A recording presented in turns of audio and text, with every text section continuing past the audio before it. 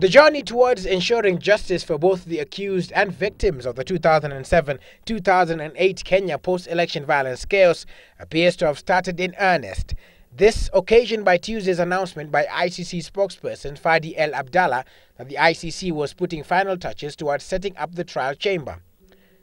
A new trial chamber to conduct the trial phases with the Kenyan cases very, very soon, hopefully in few days.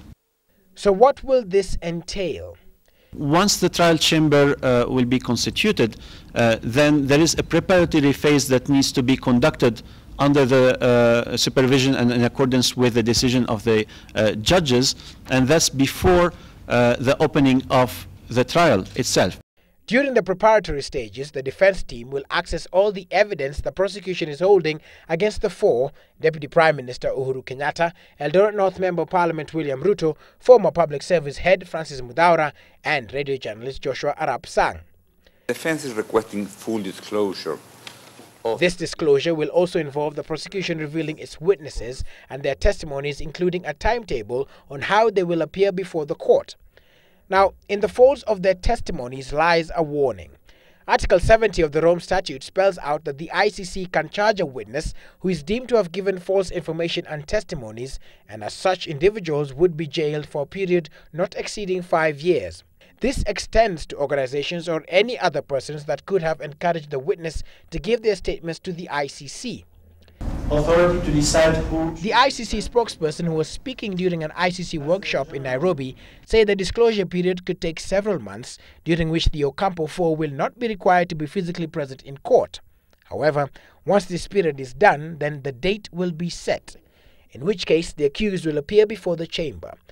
But in an apparent reference to last weekend's call by a section of Gema leaders, the trials be put on hold until after the upcoming general election, he was quick to point out that political affiliation and patronage, in as far as candidates' presidential bids or otherwise are concerned, will not affect the trial's date.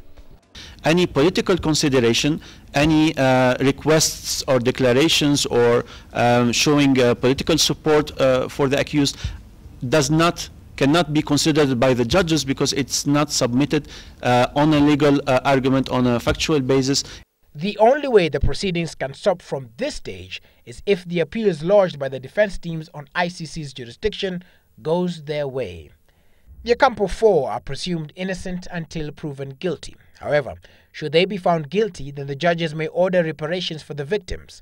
This may be in form of compensation, restitution, or a symbolic measure, meaning whoever will be found guilty will make a public declaration of the same and ask for an apology from the victims.